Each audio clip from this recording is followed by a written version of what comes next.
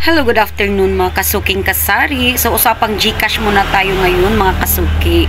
So, may kumakalat ngayon patungkol kay GCash, no? So, ang daming naaalarma dito. Ang daming nagpapanik kasi nga halos ng tao ngayon mayroon ng GCash.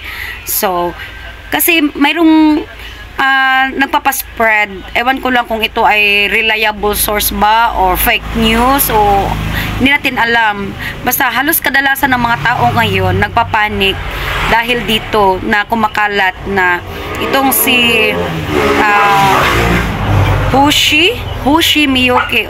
Kung titingnan natin sa post niya, kung mabasahin natin, ayan, GCash announcement from CEO of GCash. Attention to all GCash app users, the GCash app is down.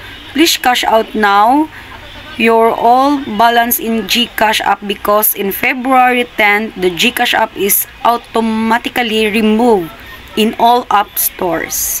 So, hindi natin alam, no, kung ito ba ay reliable na source or kung fake news ba. So, kahit ako mismo, syempre, sari-sari store tayo, mayroon tayong GCash.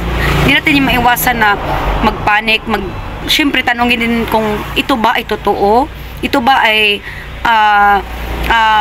may katibayan ba sila, anong pinagbabasehan nila, bakit sila nagpalaganap ng ganitong nagpapaspread sila sa Facebook, no? So, tayo naman na mayroong ganito, so, nagpapanik tayo or nag-iisip tayo na kung ano-ano.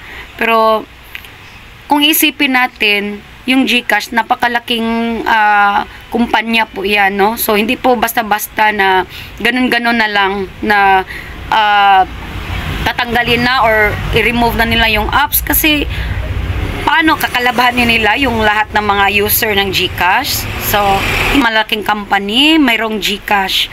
So, sa ngayon, wag lang muna tayo magpanic. So, let's wait muna. Lalong-lalo na yung mga sari-sari store na kagaya ko. So, isa din kasi ito sa mga source of income natin, no? Nagpapa-cash in, cash out tayo. So, napakalaki po ng impact sa atin, mga kasari, no, na pag itong GCash ang mawala. Sa akin, aminado ako na malaki po ang kita ko dito sa GCash. Yung contribute niya po na kita, malaki po talaga. Minsan pag matumal dito sa tindahan ko, sa sari-sari store ko, nababawi ng GCash eh. Doon ako nakakabawi ng yung kitaan natin. Isipin mo nga, yung kitaan ko sa wholesale, sa Red Horse, sa isang kahon ng litro ng kasalo. Kung i-compare mo yan sa kitaan ng GCash, ang layo. Yan kasi sila kailangan pa ng manual labor. Kailangan mo pa sila buhatin. Samantalang dito sa GCash, papindot-pindot ka lang. Ang rate ng kitaan nila is equal lang eh. Minsan nga, mas lamang pa nga dito sa GCash kaysa dyan sa kitaan namin sa wholesale. So, sa ngayon mga kasuki, mga kasari, mag-relax lang muna tayo. Huwag muna tayo mag-panic. Let's wait and update. Kasi mag-update naman yan. Ibabalita yan sa national TV. Sa ngayon, wag lang muna tayo wag natin silang pangunahan, no? So, kung sino man itong nagpapa-spread ng ewan ko ba kung fake news or ito ba isang reliable source, so hindi natin alam. So, let's wait for a proper announcement ng GCash. Okay? So, hindi muna tayo magpanic, wag muna tayo mag-isip ng kung ano-ano. Yung iba kasi, kinash out na nila lahat eh. Kasi, totoo, pinuntahan ko talaga sa Play Store. Wala na siya sa Play Store. So, totoo nga yung sinasabi nila, paano na nga kung ma-uninstall natin yung GCash. So, paano natin siya maibabalik? I-reinstall. Ewan ko lang kung sa Google, andan na siya, no? Sa Chrome. Tingnan natin kung nandun ba.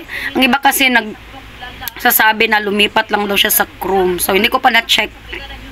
Actually, so, sa ngayon, mga kasuking kasari, wag lang muna tayo magpanic dahil let's wait for a proper advice, no, ng GCash company. So, sa ngayon mga kasuki, yan lang muna. Bye!